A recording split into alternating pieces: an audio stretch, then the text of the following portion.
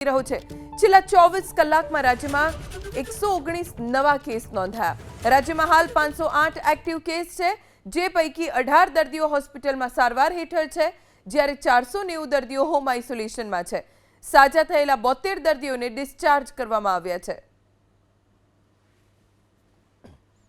રાજ્યમાં કોરોનાના એક્ટિવ કેસનો આંકડો 500 ને પાર થઈ ગયો છે। 508 એક્ટિવ દર્દીઓ છે, જેમાંથી 490 દર્દીઓ હોમ આઇસોલેટ છે, એટલે કે ઘરે જ સારવાર લઈ રહ્યા છે। પણ છેલ્લા 24 કલાકમાં રાજ્યમાં કોરોનાના કેસમાં ચિંતાજનક વધારો 119 માફ કરજો રાજ્યમાં કોરોનાના નવા 118 કેસ આવ્યા છે।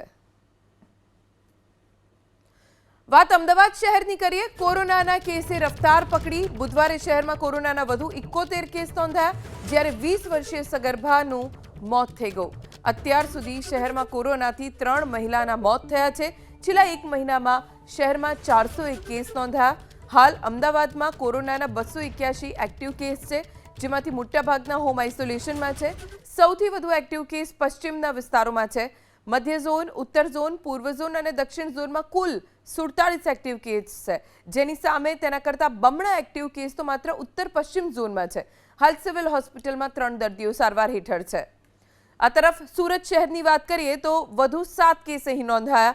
પાલમાં તબીબનો રિપોર્ટ પોઝિટિવ આવ્યો। મુંબઈથી પરત આવેલા વૃદ્ધ સહિત 7 લોકો કોરોનાગ્રસ્ત છે। 2 દર્દીઓ હોસ્પિટલમાં, 5 લોકો હોમ આઇસોલેટ છે।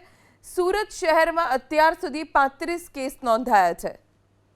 સુરતમાં પણ કેસ વધી રહ્યા છે, જો કે અમદાવાદની સરખામણીમાં સુરતમાં કેસ પોઝિટિવ આવી રહ્યા છે તેની સંખ્યા ઓછી છે।